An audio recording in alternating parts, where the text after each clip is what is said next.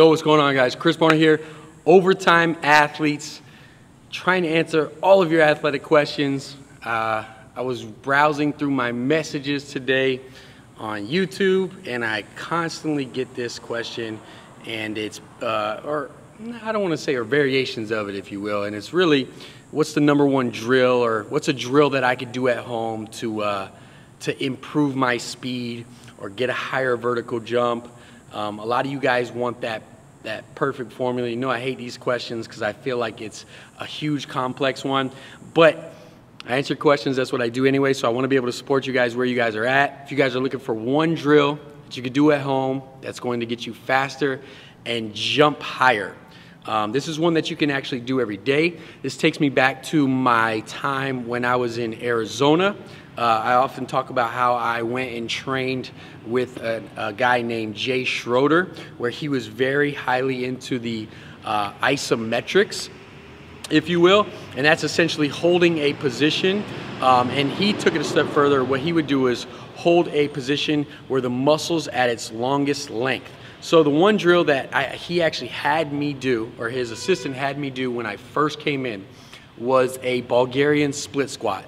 And what he essentially had me do was at its lowest length, or about parallel to the ground, at a lower level, he had me hold that for 5 minutes. Now, this obviously didn't take 5 minutes. It took me about all of the hour, but I was determined to be able to do this.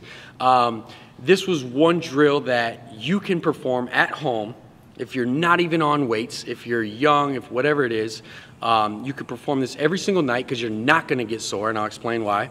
But it's also going to see a major increase in you sprinting and jumping higher, and I'll explain why too. So let me get first into what you're actually performing. Essentially, you're going to set up a chair, a bench, set up your little chair in your room next to your computer, and you want it to be about knee level. As you can see here, it's right below knee level. It doesn't really matter. It could be knee level or below. And from there, what I want to see is, I'll come this way so you can see it.